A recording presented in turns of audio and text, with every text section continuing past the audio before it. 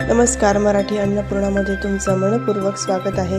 आज आपण मस्त अशी चटपटीत होणारी शेवगाच्या शेंगा घालून केलेली कढी ही रेसिपी करणार आहोत। ही कढी तुम्ही मसाले भाताबरोबर खिचडी बरोबर तुम्ही खाऊ शकतात। चला तर आपण व्हिडिओला सुरुवात करू। तर कढी बनवण्यासाठी इथे मी काही शेवगाच्या शेंगा घेतल्या आहेत। त्याचे मीडियम साइजचे असे तुकडे करून घ्यायचे आहेत। त्यानंतर ह्या शेंगा वरून सोलून घ्यायच्या आहेत। त्याच्या ज्या शिरा आहेत त्या व्हिडिओ दाखवल्याप्रमाणे ह्या काढून घ्यायच्या आहेत। यामुळे काय होते की शेंगा ह्या पटकन शिजतात आणि खायलाही चांगल्या लागतात। मी या शेंगा स्वच्छ अशा पाण्याने धुवून घेतल्या आहेत। आता आपण ह्या शेंगांना शिजवून घेणार आहोत। त्यासाठी मी 2 ग्लास पाणी गरम करून घेते आहे। पाण्यामध्ये पाव चमचा हळद घालायची आहे आणि अर्धा चमचा मीठ घालायचं आहे। म्हणजे हळद आणि मीठ हे शेंगांमध्ये व्यवस्थित उतरला जातो। या शेंगा गरम पाण्यामध्ये टाकून आपल्याला 5-10 मिनिटं शिजवून घ्यायच्या आहेत। त्यानंतर एका मिक्सरच्या भांड्यात 4-5 हिरव्या मिरच्या आणि 1 इंच आलं वाटून घ्यायचं आहे। तुम्ही लसूणही घालू शकता जर तुम्हाला आवडत असेल तर। आता आपण कढीची तयारी करून घेऊ। मी अर्धा लिटर ताक हे एका भांड्यामध्ये काढून घेतले आहे। यानंतर यामध्ये मी 2 चमचे बेसन पीठ टाकायचं आहे। पोहे खाण्याचा जो चमचा असतो त्याच्यानुसार मी 2 चमचे बेसन पीठ टाकून घेते आहे।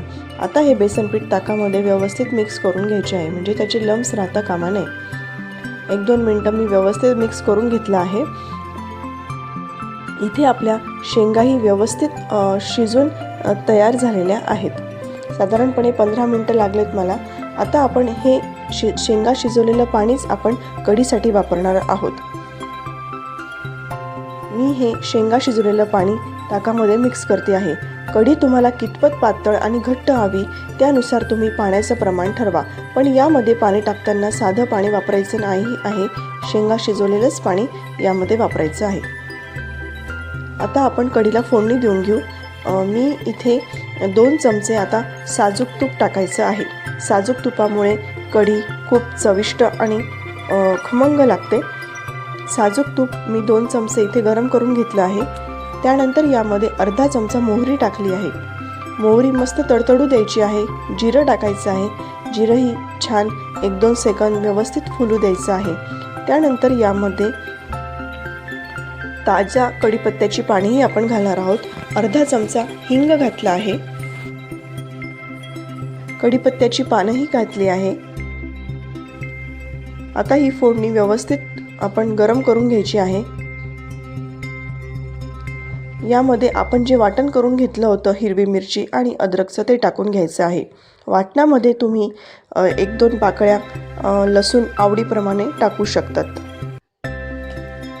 आता हे वाटण छान असं परतून घ्यायचं आहे। त्यानंतर यामध्ये जे आपण कढीचं मिश्रण तयार केलं होतं ते टाकून घ्यायचं आहे। ताकाचं मिश्रण टाकून घ्यायचं आहे। मस्त मंद गॅसवरच ही कढी छान अशी उकळू द्यायची आहे। वरून शेंगा टाकून घ्यायच्या आहे। शेंगा टाकून घेतल्यावर कढी व्यवस्थित उकळून घ्यायची आहे। साधारणपणे 5 मिनिटं ही कढी उकळू द्या कमी गॅसवर। ही कढी तुम्ही मसाल्याच्या खिचडीबरोबर, भाताबरोबर, भाकरीबरोबर खाऊ शकतात। तयार झाली इथे आपली चविष्ट अशी चटपटीत शेवगाच्या शेंग घालून केलेली कढी। जर तुम्हाला हा व्हिडिओ आवडला असेल तर व्हिडिओला लाईक करा, शेअर करा, चॅनलला सबस्क्राईब करा। व्हिडिओ तुमच्या मित्रमैत्रिणी नातेवाईकांपर्यंत नक्की पोहोचवा। भेटू आपण पुढच्या रेसिपीमध्ये। तोपर्यंत धन्यवाद।